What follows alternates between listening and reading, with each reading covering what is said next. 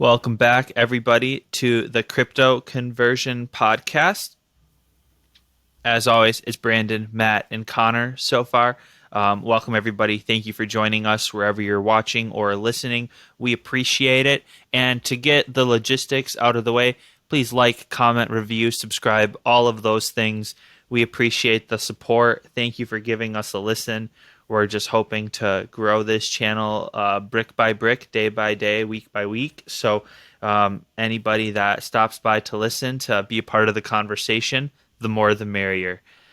With that being said, how about we get into some interesting stories that have occurred this week? This isn't going to be a heavy news section this week, but Connor identified some things that are worth mentioning if we're going to be a crypto podcast. So, Connor, can you please let us know what you saw that is worth talking about this week from a news standpoint? Yeah, I just think it's important every week if we can just touch on things that are happening, what's relevant, Absolutely. kind of keep people abreast of news, kind of from a perspective of those of us who are Christians and care about these types of things. So it's not really worth say a full episode, but we can definitely talk about what's going on. So this week, Coinbase has launched their what looks to be an L2, and some questions about that, what type of chain that's going to be, what it's going to look like, how it's going to be different or similar to other L2s. For Ethereum, it's for the Ethereum chain. And then also, similarly, there were complaints about Polygon or Matic that people are suggesting that they might be having problems. So interesting. It's all centered around Ethereum and side chains, L2s, EVMs. I think it's kind of interesting because it brings some questions up about kind of the efficacy of, what kind of world we're going to see in Web3, whether it's going to be multi-chain, whether it's going to be built around Ethereum. So far, I would say since the downturn in the markets, I've seen a lot less multi-chain news and a lot more ETH-related news. So just, that's my own personal observation, but I think that's kind of interesting. And people seem to be talking about Ethereum a lot more. Yeah. Yeah, I think part of that is this distinction between L2s and side chains. So we're seeing a lot more L2s come out, and so a side chain kind of has its own security and runs in parallel to Ethereum, while an L2 uses Ethereum security and kind of offloads some of the transaction processing power. So you see these roll-ups coming out, and so a lot of these roll-ups are L2s, and so they roll up transactions and then send them all to Ethereum at once, and so they kind of on their own handle these things moving around, but then they kind of double check with Ethereum. And so definitely I think there's a lot that we're seeing that we like the Ethereum security, especially with so many bridge hacks, because you'd have to have a bridge if you have a side chain. So I think we're seeing just a lot more. You see zero knowledge rollups, you see the optimism rollups, and then you're seeing Coinbase with their rollup as well. I think it's a rollup. Don't quote me on that, but L2 definitely. So just to determine distinctions, so like how in MetaMask you have to have like a Polygon wallet, and then you have like an Ethereum wallet, Avalanche wallet, etc. Like, could I have Polygon in my Ethereum wallet, or is it because Polygon's a side chain I have to have my Polygon in my Polygon wallet, just to make those distinctions because it's a side chain versus a L2? Yeah, so I think it has more. Both of those are kind of separate chain IDs, Okay. and so whether I'm a side chain or an L2, I have to interact with that and not with Ethereum. But it has more to do with how it interacts with the base layer one of Ethereum. Okay. I guess somewhat what it is like you can build on Matic. You can't necessarily build on an optimistic rollup.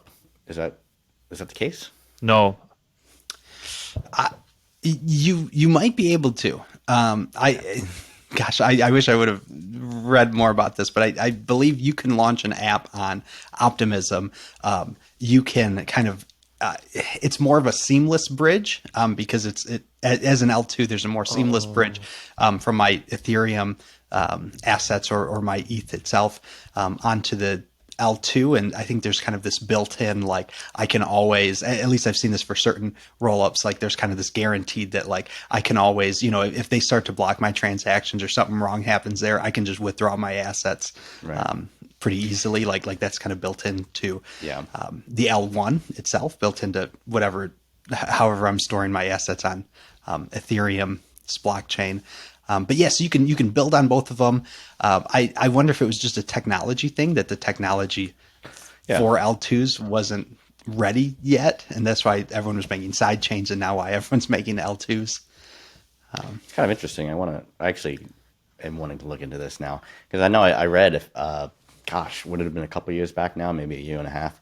But Vitalik came out with just a warning, that there really is no way to build a secure bridge. And that was his argument against kind of a multi-chain future. And then right after that, we had a string of hacks on bridges. So the way I understand rollups, the transactions are happening on the rollup and then getting settled to the ETH chain. Is that not the case with Matic? Are they not settling to ETH? I don't think they're settling. I think they are kind of running their own thing, and then it seems like they've got a bridge, and I don't know how good of a bridge it is. I believe they were hacked. There was a Polygon bridge hack a couple of years back. They were. So, yeah, it's a separate thing. So they have their own nodes. So that's why they were in the news, or at least one of the stories about them is that it seemed like some of their nodes weren't communicating very well with each other, and they had to like reorganize some of the blocks. I haven't dug too deep into the story, but it looks like I don't know. Some people think it looks suspicious, or some people maybe it was just poor planning, or maybe a little too much centralization, and some things went down. Yeah, not sure exactly what the story was there. I don't know. I wonder if that's playing into some of the FUD that I've seen around Matic this week. But I know they fired they're letting go of about 100 employees. And some people have questions about their treasury funds. Looks like they've spent a lot of money over the past year. Almost half of what they raised a year ago, actually. So I think it's down from like 450 million to like 250. So that's too bad too, because Polygon was going on. They were going on quite the tear in this previous bull run too. And I was, and I know a lot of good projects, like a lot of fun, like projects and game entertainment projects built on Polygon, and it's just, I hope that they can get this settled, but I think they will. It might just be people, funding it, trying to drive the market down. I did watch I watched a interview with Sandeep, who's the CEO there at Matic, just kind of covering some of the allegations in the FUD, and he dismissed them. Of course he would. He's a CEO, but but no, he just said they're consolidating, and they don't need as many employees. I think over the past 18 months, he said they went from something like 80 employees to 500. So it's not unheard of to let go of a percentage of that, 20%, especially in crypto market conditions and whatnot. So it's just a question of whether or not it spells a sign of more trouble ahead.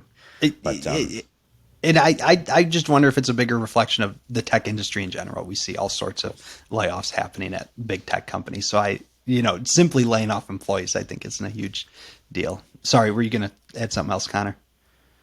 No, I mean, that's pretty much just what I'm kind of seeing out of it. But yeah, it does raise questions about, just in my head, L2s, side chains, what's really going to stick around. Because some of these things looked super strong in the bull market, and Solana being one of them. And now there's questions whether or not it's going to stick around. Yeah, and now we have this new L2, I guess it would be appropriately called, from Coinbase. And they're launching in a bear market, but some people, I think you had some excitement about that, Matt. You liked something about that, yeah? Thanks. Yeah. So a couple of things. Yeah. So the thing that personally excited me was I'm glad that they're not launching a new token. And so that often happens with side chains or other chains, right? And so there's no base token. It's just ETH. ETH is the gas fees as well. So I love to see when a project doesn't feel the need to launch a token. They see there's enough infrastructure, they can just use something that's already existing. And then I think a lot of the interest around here is the two sides, the pros and the cons that you see out there in the discussion. Is you see people excited about this because it's a potential onboarding to Web3 type apps, right? Decentralized apps, to the however many million users of Coinbase. It's one of the biggest exchanges. And so a lot of people are excited that this will be kind of easier onboarding for all those people because they already use Coinbase.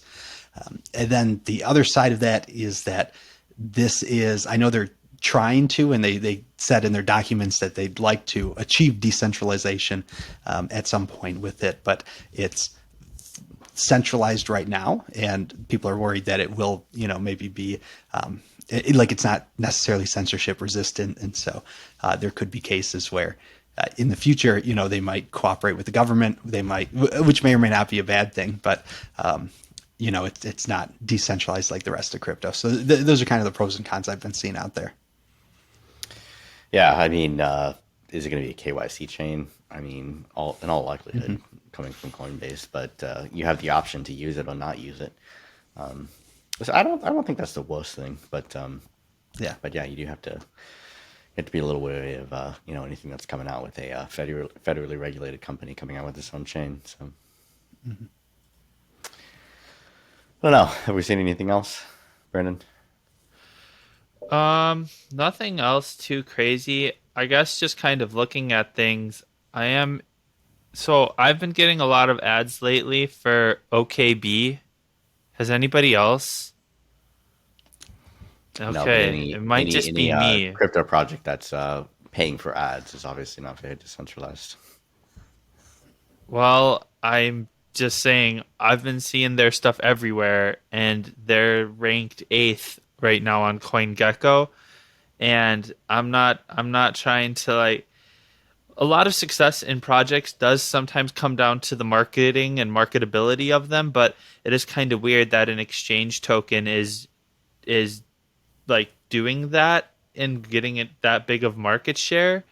It just kind of smells suspicious to me because it's just like FTX where they spent a lot of money getting a lot of high-end sponsors. Like there's F1, a live golf tour golfer, Ian Poulter, on commercials and stuff for him that I've seen on Twitter. And so I don't know, just something to watch out for. Be careful about the marketing schemes because as we found out, if something's too good to be true, it's usually too good to be true. Now, I hope I'm wrong. I hope OKB is a great chain, a great project, and is here to stay. But just seeing how these previous exchange tokens have gone, I am, I refer to the skeletons in the closet. So, yeah, that's all I can say about that, at least from what I was seeing. So, but so I guess today just kind of wanted to take a break from some of the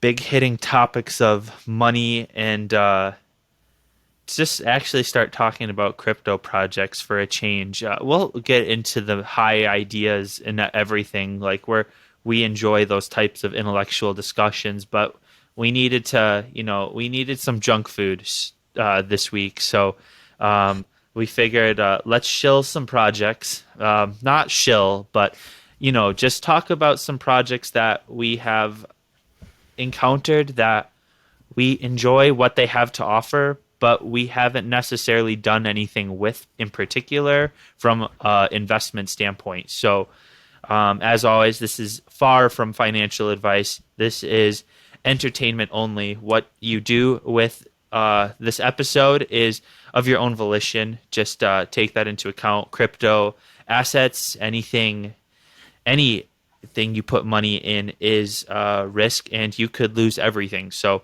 just as long as we put that disclaimer out there for people before we get into this discussion, I think that's critical. So Connor, can you kick us off with a project that you've been keen on?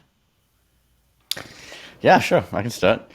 So I wanted to, I think I'm going to cover Arweave today, actually. Decentralized storage protocol. Let me just pull up my notes here for it. Some of the things I wanted to cover. But what I really like about Arweave is you kind of have a lot of discussions about multi-chain, like we just were discussing in L2s. And in a lot of sense, it looks like a lot of these projects are competing with each other. You have ETH, you have Solana, you have Neo, you have Cardano, numerous other L1s. But that's really not what Arweave is about, and it's pretty chain agnostic. You could almost call it a layer zero in a way, and that's because with most chains, Ethereum, Solana, they're designed to process transactions. They're not designed for storage. And if we're building a decentralized internet, we need some sort of storage protocol. So most protocols or dApps, NFTs that are released on the Ethereum chain do not store data on ETH. And that's because it's atrociously costly to do so. I think some 2021 report estimated that it was something like $20,000 to store 500 kilobytes. So it's not geared towards storage because it's geared to process transactions. So a lot of dApps and projects will store on IPFS in a planetary file system, which is actually not a blockchain project. It has no token. It is decentralized, but not. And it uses different technology, and it's a great project. But it's not. Files stored on IPFS are not permanent. You actually have to continue pinning. Somebody has to pin the data that's stored on IPFS in order for it to remain on the decentralized system. So that's what kind of makes Arweave interesting because it is a blockchain project and information stored to the Arweave protocol is permanent. So it's really cool. So it was founded in 2017 by Sam Williams and William Jones. What's interesting about Sam Williams, you get a lot of projects like FTX or whatever. You get these new guys coming in and you don't really know much. But Sam Williams has been around for a long time. Actually, I think you're going to be talking about Monero, Brandon. Sam Williams helped create some of the protocol that is used as a backbone of Monero. He also participated in the original ETH ICO with Bitcoin that he mined himself. So he's been in this space a long time. And he wanted to create a project, a chain that would allow us to store history permanently. So we would have a permanent record of the past. So you're not going to have a replica of 1984 scenario when the history can just be rewritten at will. So that was his idea behind it. That being said, it is a little costly to store on Arweave, and that's because they use a model that projects out 200 years into the future, estimating that the cost of storage are going to continue to go down. And then they use a very conservative estimate that's actually much more conservative than the current estimate about how much those prices are going to go down to kind of estimate how much it's going to cost to store over 200 years. And then you pay that up front. So one-time payment, and then your information is stored on the chain forever. So as of today, maybe not the most accurate numbers, but I was seeing it cost somewhere around $7 per gigabyte of storage, which is considerably more costly than Google Drive, Amazon Web Services, whatever traditional cloud storage services. But you have the benefits of tamper. It's immutable. It's there forever. So a lot of benefits there. And because of that, there is actually a lot of projects. It has a lot of activity on it. Solana was one of the first chains to actually back up all of their transaction data to Arweave. Other projects do the same. Neo integrates with Arweave. A lot of NFT projects launch on Arweave, or store on Arweave, I should say. Actually, I had a list here of all the different projects I was seeing that work with Arweave. If I can find it. I must add, Connor, I was very intrigued by Arweave as well when I first heard of them, but I haven't gone down the rabbit hole yet, so I'm a sponge right now. So Po- this is really Polygon interesting. Matic, So we've just been talking about them. The Graph, which we've sure. brought up in the past. I don't know if we brought it up on podcast, but that's a very interesting protocol No, probably that not. yeah, No. the Graph is an interesting protocol that indexes basically chains, mainly the Ethereum chain, but they actually index a lot of other chains as well, and so they integrate with Arweave. I'm not finding my list of all the other projects, but there's a heavy a lot of projects like using Arweave, which is good to see. So let me just explain a little bit of how it works, and then we can kind of maybe get into some more discussions. So it's interesting. Yeah, go for it. They actually don't use. They don't call it a blockchain. They call it a block weave, and they call it that because obviously with storage, and I don't know how much is stored on Arweave. I think I heard a number thrown around, something like 50 or 60 terabytes of data is stored on Arweave currently, which all things considered, is not it's not huge, but obviously the people who are storing on Arweave are storing because they want it there forever and permanently, which means it's kind of a little bit of a higher selection of data that you're going to store to such a chain, as opposed to just keeping it in your Google Drive. So consider 50, 70 terabytes of good, valuable data. But so that being said, it doesn't make sense to ask miners to store all of the data to as traditional blockchains would require in order to mine, because there's too much data. But you also don't want data getting lost because you want a permanent chain. So they came up with this block weave technology, which basically requires miners to prove that they have the data from the last block plus a randomly selected block called the recall block. So it incentivizes miners to store as much data as possible, because obviously they want to have the data in the recall block, but they're not necessarily required to. So because of that, effectively the data, just because of the incentives, there's going to be as much data as possible backed up by as much miners as possible. And I think I heard somewhere around 1,200 miners at the time in the recent past. So yeah, and just they call this technology, actually, I want to get this right, succinct proof of random access, or SPOA technology, and it uses Monero's random X consensus, which was helped develop by Sam Williams, one of the founders of Arweave. So I have some other information here, but I think that's enough for us to kind of get the wheels in our head spinning. So, do you guys have some questions?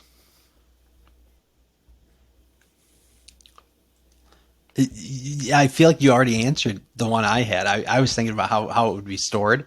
I like that, Bitcoin, the blockchain is small enough that I could run a node because it's less than a terabyte, right? That's easy to get a terabyte flash drive.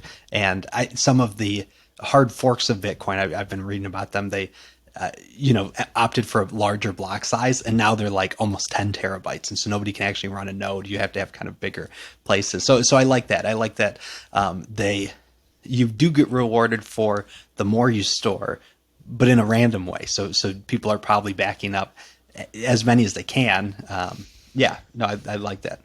I will say it's good, but I have heard that Sam Williams, when questions about kind of regulatory compliance come up, he just brings up that miners are not required to store all information. So if there's any information that they don't agree with, they don't want to store, they don't have to. So you can think of it as a good thing, but you can also think of it as a questionable thing, especially if all countries across the world start to ban certain types of information. It's not. I wouldn't say it's fully censorship proof, but I'm also not saying it's possible to build such a thing. It really is not. When you really dive into blockchain technology, it's all based on decentralized consensus. There's no way to make something completely immutable. So, Well, I can talk about my project that tries to be that, just that, Connor. So I know that I'm not going to tell anybody anything new that's been in crypto for a long time, but and I was supposed to start the podcast, guys, so I apologize for that. But anyway, no. So the project that I've always been intrigued by is Monero, especially as of late. Just security tokens in general, the Litecoins of the world have just been, you know, it's fascinating to me seeing some of the projects that have stood the test of time for whatever reason. But what intrigues me about Monero is that there's an economy around it, especially with people that use it on the Tor browser and Onion and stuff. But um, I know that that can sometimes be for illegal activities and money laundering things. So, so it is very controversial in that respect. And the IRS does have a lot of uh, bounties on certain people that do things on Monero. But we talk about having crypto having utility, and the Monero community has continuously proven they are able to find ways to do peer-to-peer transactions on the Monero chain. Um, Matt, I know that we were talking about the mining stuff, and that it's a lot easier for anybody to mine Monero than it is to mine Bitcoin, and we can get into the details of that with Matt's background with it. But it's just one of those projects that I've just always kind of respected the cavalier disposition from afar. I've always kind of been a little jealous of them, and I just wish when I had started with crypto that I would have done a little more research in the decentralization areas of things. And now I'm kind of been forced to take a step back and look at the whole of things. And Monero, they've had this anonymity down since day one. I mean, we don't know who majority of the devs are on the project because of that. So I just have a lot of respect for anybody that's been able to stay pretty under the radar with crypto in general. And this project, they deployed their mainnet in 2014. So they've been around for a while, and I think if you've been around since that time, you have a pretty strong chance of staying pretty active amidst the crypto world, especially when you're able to stay as decentralized and as anonymous as Monero has proven they are capable of doing. So with that, Matt, can you kind of get into what makes the mining component of Monero interesting? Uh, yeah, so I wish I could give a little more technical expertise here, but they don't use ASIC mining. They're kind of they whatever their proof of work system is. They are ASIC resistance, and so the Monero community specifically wanted to avoid kind of these big farms, like big mining farms, like you see with Bitcoin, right? If I buy all these ASIC computers, I can, mine Bitcoin, but it's those make it impossible for the everyday person to mine Bitcoin. And so since they don't have that, anyone can mine with, CPU or GPU. I had some experience with this. I was intrigued by it a year or two ago, and I said, well, I've got a old laptop in the basement. I wonder if I can mine something. And since I was attracted to the CPU mining, and then I think I ran it for a week, and my laptop's real old, so it really doesn't have much processing power. I don't think I actually mined enough. I was part of a pool, and I didn't mine enough to actually withdraw anything, so I don't have any Monero. But maybe if I reboot the laptop and start mining again, I can, maybe in a few years get enough to withdraw. For sure. And it's the thought that counts, Matt. You know, that's what all we can do, and sometimes is just try interacting with these projects and just experiment. And Monero makes it pretty easy to. And I guess the other cool thing about Monero is they just wanted to be different than Bitcoin in that they didn't want to be traceable. Whereas Bitcoin is all stored on the ledger. A lot of the projects are like ENS basically that you're putting your transactions out there with ENS. Not necessarily a bad thing. It's good to have accountability, but Monero wanted privacy to be paramount with their project, which just always something I've respected, and I'll always kind of follow them from afar. Today, who knows what my experience with the project will be in the future, but it's just something that I've always had respect over, and something that I've admired for a long time now. Yeah, it's something that I've been drawn to a lot more recently too. Not Monero specifically, but just questions about privacy on chain, because it Yeah, is a lot to wrap your head around why the blockchain is public and why that's a good thing. That's a feature, not a what do they say? That's a feature, not a not a Not a drawback, bug. right? What do you say? It's a feature, not a bug. Yeah, okay, that's it. Yeah. It's not a bug. Like that's the intention. You want the transactions to be public. You want a public ledger because that's what validates the system. So it's kind of interesting that Monero was able to figure out a way to basically do it without having a public blockchain in the same way with ZK Snark technology. And you see that kind of technology being used on traditional blockchains with rollups. And with other privacy functions such as Tornado Cash use the same technology, ZK Snarks. Basically, lets you prove that you hold something or that was your transaction without revealing other information. So it's interesting technology, and there does seem to be a push to recently with Tornado Cash, but we want privacy on chain. We need some sort of anonymity. And I've been wanting to look into Ben DeFrancisco's what is that, Umbra protocol or Umbra Cache? I forget the name. yeah, I think it's Umbra something. But Umbra. yeah, he's Yep. building a privacy protocol on Ethereum.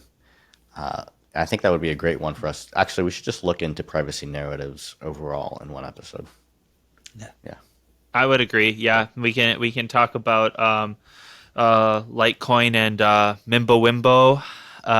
That's a fun little homage to Harry Potter that they did, where you can make your Litecoin kinda not disappear, but you can kinda do what Monero calls zero knowledge proof method of guaranteeing transactions or movement of your crypto without revealing the addresses. So, the security tokens and privacy in general would be a good episode to touch on in light of what our financial system has become today. So, yeah.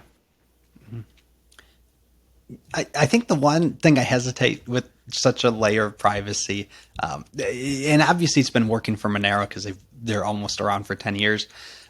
But anytime I find a new token and I want to invest in it, or I just want to look into it, I love going on the blockchain and I love, looking through the transactions, right? See, does somebody own half the supply? Are there any suspicious transactions from the people who launched it? And you can, follow things along. And so I don't know. I don't know if that exists with Monero. Yeah, Is there it somebody doesn't who really. holds half the supply and they're slowly dumping? Or I would never know. No one would ever know. Yeah. Except And them. and so the Bitcoin maxis, that's definitely something that they'll say about Monero from what I have heard. Shout out Matthew Crater of Trader University, always coming out with the Bitcoin maxi take. He did an episode on Monero and expressed the issues that, yeah, even though Monero promotes anonymity, there's still a centralization component. Somebody knows what's going on the developer side of things, even though they won't necessarily admit it. So that's something that he at least criticized the protocol of. I don't know if he's Well, 100% right, yeah. but If they're using yeah, ZK technology, the developer might know like the architecture or the original tokenomics, I guess, right? But he's sure. not going to know all the individual transactions. Okay, okay, Yeah, and so like they might know, hey, you initially had a tenth of the supply, but I don't know if you still do. I Yeah. don't know if you've sold it all or all that. okay, okay. Thanks for But explaining that. Yeah, I mean, I just think there's a place for it in the blockchain world. We need some, you're paying employees. You don't want you don't want everybody to know what you're getting paid or what you're paying everybody. Like there's good things about privacy, and we need it. So I would like to see more privacy features develop on chain though, so we don't have to go to some off chain source like Monero for it. That's my only thing against Monero. Yeah. Or the dark web. Yeah. Yeah. All right. I'll hop into a project I'm excited about. If there's nothing else. Yeah. About Go Monero. for it. Sure. So I've been following DeSci, and so that's just decentralized science.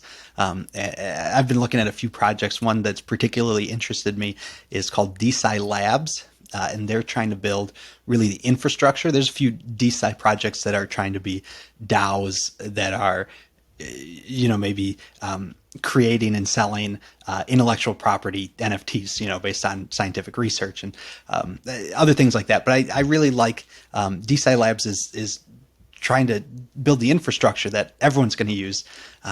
They're also, and this is good. So nobody can invest in DeSci Labs. They haven't launched a token. So that's another thing. I like projects that haven't launched tokens.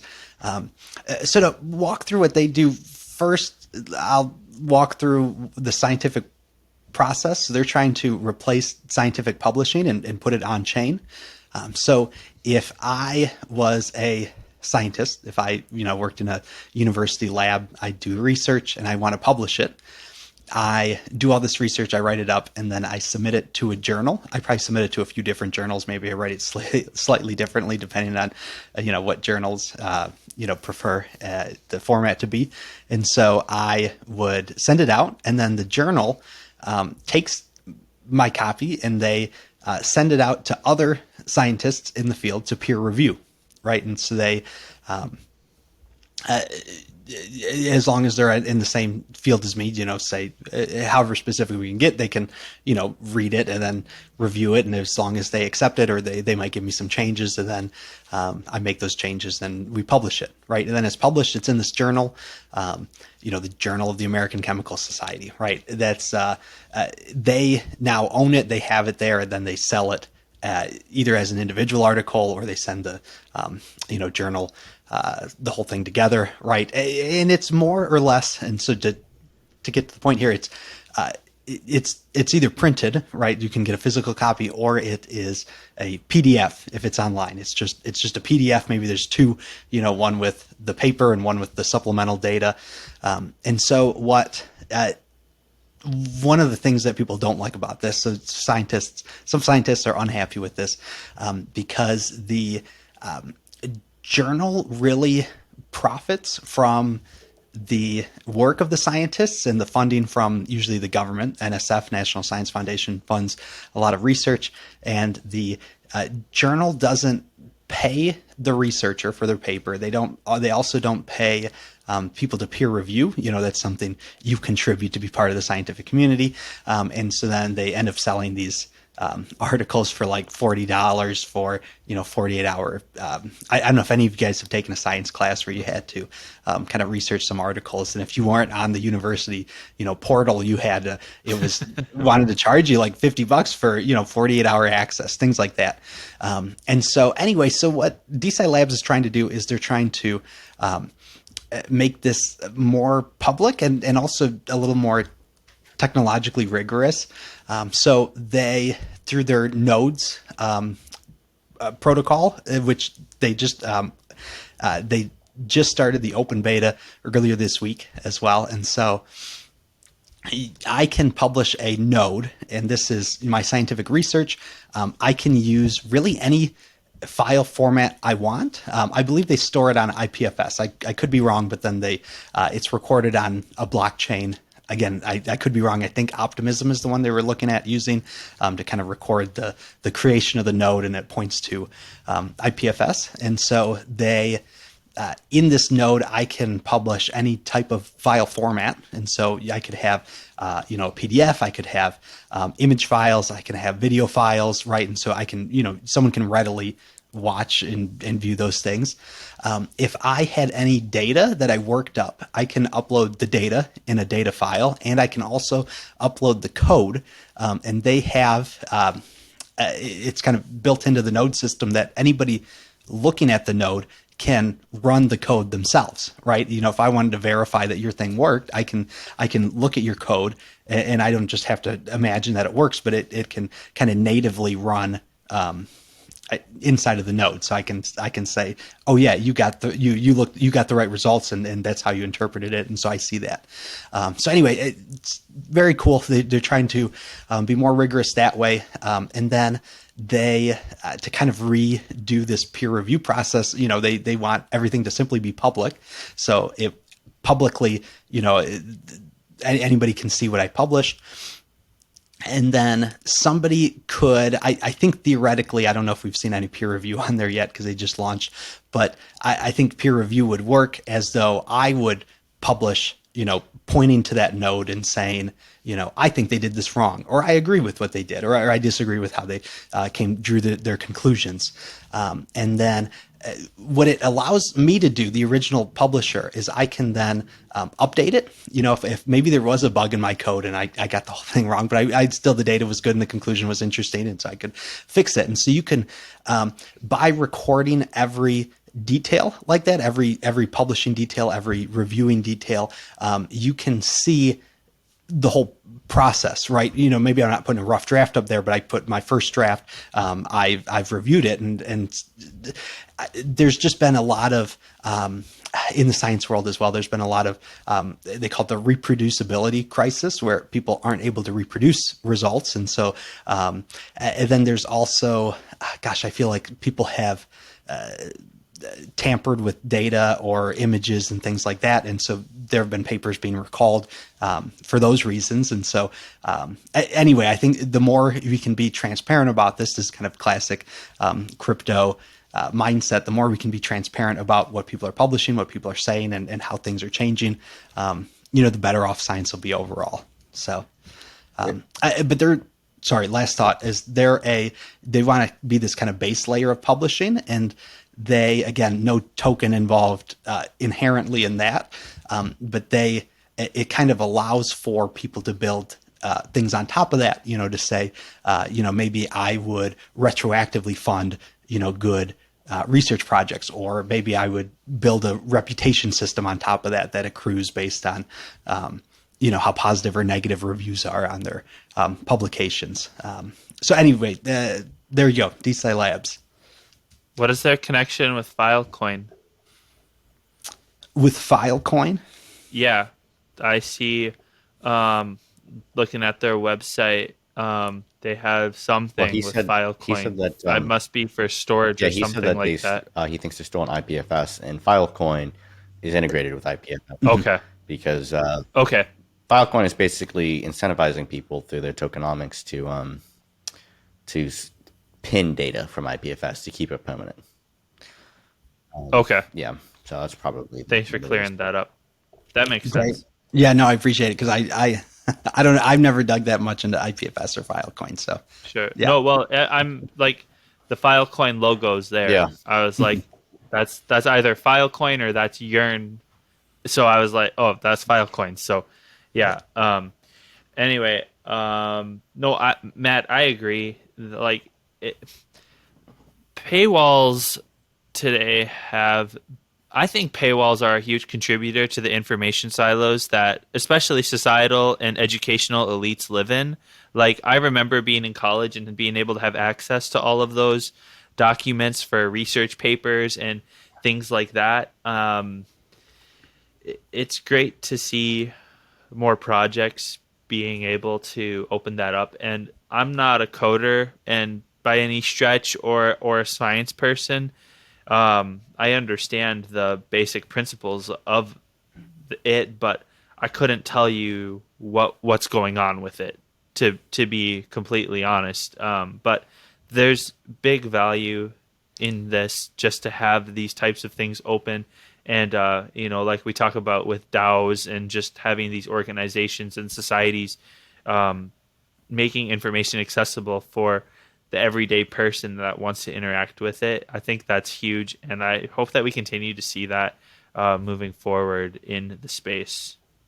Yeah, it's my first time hearing about the project. I mean, I think you mentioned it like one pre-episode or in some discussion of ours, but super interesting. I'm part of a Facebook group. I actually don't know. This might be a little offensive, but it's a group where people basically request certain academic writings, and other people in the group that have access to those through the database will share them, with whoever's requesting. Nice.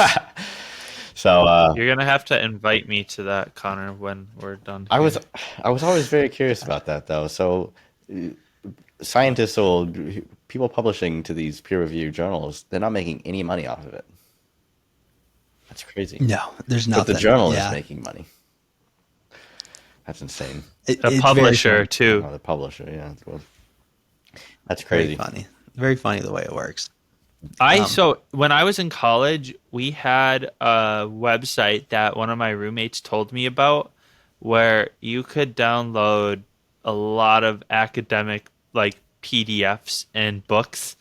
Um, it was the LimeWire of books basically. Wow. And since undergrad, that website has been taken down. Rightfully so. But yeah, I downloaded like a couple of philosophy texts that I needed for my thesis.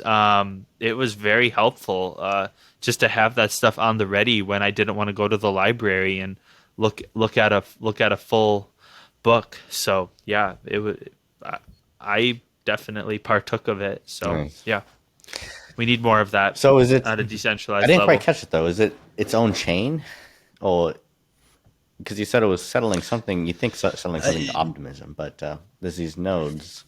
But is it kind of more like Yeah, Nodes is IPFS, kind of? yeah, Nodes is the wrong term. I mean, it's the right Yeah. term, but it's not like a blockchain node. It's the, this information node, this pointer towards the IPFS, the thing on IPFS. Yeah, and so they're not. Which I think is also good, not needing to reinvent a blockchain. Although I would be curious to pick their brains about Arweave. I don't know if they've considered that, because that kind of does everything at once. They seem to be trying to, have a blockchain to record the publishing of this node, but then they point towards IPFS. And is it only for like code, or can you use it for other types of scientific research? Yeah, I mentioned the code thing because I think it's really interesting, and it shows it kind of highlights how like backwards the technology is right now for journals, right? It's a PDF, right? If I it would be hard to copy and paste the code into somewhere where I can run it, and so I think that's interesting. But they're just trying to be a science platform, so any type of research, any type of scientific research should be publishable on there. But then obviously people work their data up with code, or they, do things like that. And so, nice to have everything in one place, though, to say, hey, this is the paper. Within the paper, I can, kind of link towards those other files that would, cover the data that, some of the other supplemental materials, images, sorry, this is last thing to say about it. Another thing that you can kind of build on it. I mentioned there are a couple things you can build on it. There's still space for journals, but they're not doing the publishing. They call this idea gateways. And so you might have, I might, if I'm this science enthusiast and I have certain topics that I like, I might personally curate things on the blockchain, some of these nodes, and I could build like a front end website to kind of display these things, right? There's kind of this sea of information, right? And so now the next things to make it user friendly would be to build these kind of front ends, and that's what reminded me of when we were talking about Nostr before, kind of this idea that all the messages are out there, and I build a platform that curates it or takes certain messages. And so you could imagine that, right? So you could have journals that have maybe certain criteria, certain formats that they'll say, hey, we'll publish it if it's this and if it's our requirements and maybe, passes through a Right. review or curation from us as well. So anyway, It's so excited to cool. I see. mean, once you start to Hopefully realize, it takes off. yeah, Yeah. I was just saying, it's so cool once you start to realize like how all this stuff works in Web3. Like, it's such a better system. I mean, if so, even just talking about the peer review process, you basically have to have this centralized journal that is validating the scientists that they're sending them to, that it is that person. They're getting back the information. I assume there's some sort of validation process to assure that said scientist actually did review this journal. But in this kind of Web3 world, you can basically have a stamp of a record that's publicly verifiable that, this person did review this item and that these changes were made. You can go back and you can see the previous version, you can see the new one. All the information is right there, for us to see and then make our own decisions about, how authentic it is and, how valuable it is. Very cool. For sure. I think we got time for one more project. If somebody wants to share a second project they've been looking at. What do you think, Brandon? All right. I think that we should talk about Internet Computer because I think it's kind of not similar to Arweave. Not entirely, but you get what I'm saying, Connor? Yeah, I do get what you're saying. That's what I was just researching it, full disclosure, just a little bit here before the podcast. I'm not entirely familiar with it. But Sure. So my thing is, I heard about ICP on Bad Crypto podcast. Shout out to those guys, Travis and Joel, one of my favorite podcasts in cryptocurrency. I'm not afraid to shill them to the most solid dudes in the space.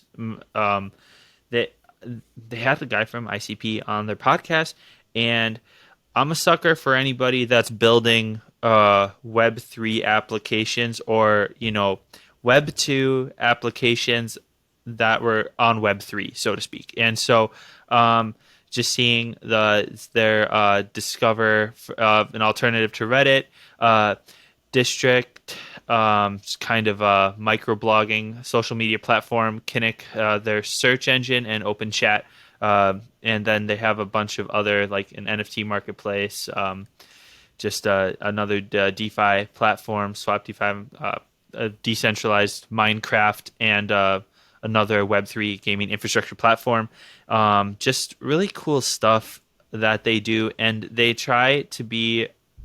basically just trying to make the L1s do their interacting better, help conserving storage and energy, because as we know, some of these transactions, they take so much storage, and just from the blockchain perspective, as we were talking about with Arweave,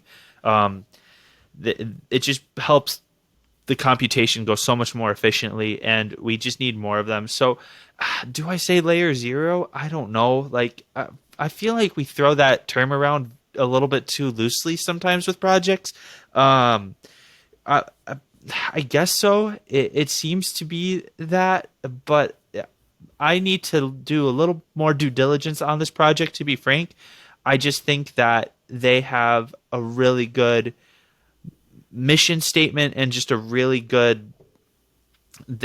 They were building it before a lot of people were. We were talking about Amethyst, Noster, and everything that Twitter Jack was doing, but these guys were kind of doing it prior, or at least at the same time as him, and it's definitely going to be a race to see who gets to these decentralized alternatives to what we use every day. One thing that I'm really curious about is, what is the next YouTube going to be? Like that like I consume so much of my information via YouTube, but I haven't seen, and maybe I'm wrong, maybe you guys know, I haven't seen a Web3 version of YouTube yet. Have you guys? Sort of. Okay. There's and not here's another project, library, LBRY.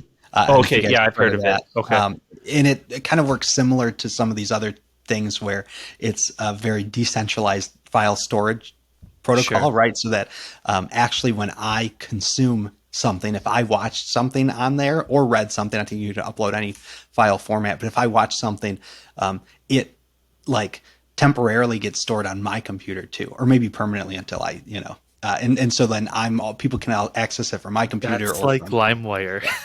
yeah. I guess it's kind of like LimeWire. That's Yeah. like LimeWire. That's the LBRY, right? And then I think they recently like lost a lawsuit, so I need to dig more into that. Again, none of this is financial I had advice. heard of them before, Matt. So, but like I was saying, like I want to see what the Web3 versions of Snapchat, YouTube, the things that all the kids are using today. I want to see what those are going to look like, and they might be similar, they might be better, they might be different. I don't know, but I'm anxious to see what they're going to look like. So yeah, that's my pitch with ICP at least. I was going to bring up Theta Network. I think that's what it is. That's was it Yeah, Tezos? Theta does a I lot think of Theta other is trying good to kind stuff of be too. a decentralized YouTube as well. But I think the biggest problem with that is Okay. the same problems that Brian Brown was bringing up at Catholic Crypto Conference. It's just blockchain is great for security and for decentralization, but it doesn't really have the speed and the user ability of the centralized web at the moment. It's very difficult to store something like that where you need fast recall and you need that size of storage. I mean that's just my observation. I don't know. Maybe somebody's been able to do it successfully Sure. out there. This is good. I mean, really, like 3 of the 4 projects we've talked through, and then I mentioned library as well, like are about file storage, right? That seems to be, kind of a big direction of blockchain. A big kind of next step is how do we, decentralize the storage and, Yeah. and recalling of data. Well, Yeah, it's fascinating stuff. the biggest thing I'm seeing, just because I had this question when you brought it up and I was looking into it, it's like, is this a competitor chain to say ETH? Are they really working together, or is it a competition? Because, gosh, where are you guys? I totally lost you. There you are. Because it appears, looking at an internet computer, that it both has the storage capabilities and has the product. It's totally complete. You can build smart contract protocols on it, and they're trying to do that. They're trying to be the backbone infrastructure of the internet. So to me, it doesn't really make sense that I don't really see how they work with ETH, and I think other people online seem to be sharing kind of some of my questions. So it's an interesting project. I don't really know enough about it to determine whether or not they can be successful, but it seems like they're trying to do it all. Yeah, it says start a DAO, create a token, build dApps, host assets with the full tech stack entirely on chain. So I would say that is competing with ETH I a think little that's the big bit. question, though, and that was the question that Matt was going to ask me about Arweave. How? How can you store that much Sure. data? Right? If all the miners are they required to store all the data? How's that work? We don't know yet. We have to look But into it. that same question with Polkadot, right? Not necessarily, because Polkadot is not a storage layer, as far as I can tell. Oh, You're Yeah, talking about the massive okay, chain. data that's storage. true. I don't think they're storing that much data, Yeah. right? Again, anybody Okay. can run. You can run a Bitcoin node. Like just buy. It wouldn't be a great one if you buy a kind of crappy flash drive, 1 terabyte flash drive, and you run it on your laptop. But you could store the whole blockchain there, and then keep up with new blocks coming in. Yeah. At least for a while. Hopefully you're with a incredible pool doing That seems that. to be the biggest question. No, not mining. I just running a node. You can run a Oh, node, and so people node. can then Okay. Sorry. access, Yeah. blockchain information. That's what I'm saying because the storage is that small, But yeah, any of these things that are doing file storage, like how do you manage that? How do you incentivize that? Gosh, there's such a demand for data storage today. It's mental. Like it's absolutely mental when you think of supply chains and like Bitcoin mining and just the internet as a whole. Like, Gosh, I hope that the powers that be are putting all hands on deck with grid infrastructure because that's so critical right now. I feel like sometimes our systems are so archaic to the way that technology moves so quickly. It's like you have to be on top of that. I hope that we are in some way, shape, or form. One interesting thing that we might see, and this has been brought up, I'm not the first one to come up with this, but this concept of we're very used to being able to access all of our information online, but it's possible that we will start to access information directly from our own machines, with local nodes and accessing the blockchain that way, especially front ends. Basically, loading a front instead of going to a website that is hosting the front end, you load the front end on your own machine, and then can interact with the blockchain straight from it. So, yeah, we might see a lot more local storage in a way in the future, especially as storage becomes easier and That's easier cool. to acquire. Yeah, it's pretty cool stuff. Like, shoot, you can buy a terabyte hard drive on Amazon so easily today. Like, who would have thought like a terabyte would get so accessible? Remember when you first heard the term terabyte? Like, it seemed so incomprehensible. And shoot, even even when I hold my terabyte, it's not even a full terabyte. It's like closer to like 970 megabytes, but they call it a terabyte. Exactly. But it's like it's the accessibility of it now is just insane. Like how much data we can store on external hard drives, and it's only going to get crazier. So yeah, well, I don't know if we have anything else really to go off of tonight. I feel like we've summed up a lot of what we wanted to talk about, just having a light episode talking about big data. So, kind of a heavy episode after it's all said and done, nonetheless. Regardless of that, as always, we appreciate our listeners, our viewers. Thank you so much for watching us, listening to us, and we hope to catch you all on the next episode. So, from all of us, you all have a great evening and have a great morning, noon, or night, wherever you're getting this. And yeah, we'll see you in the next one. Peace.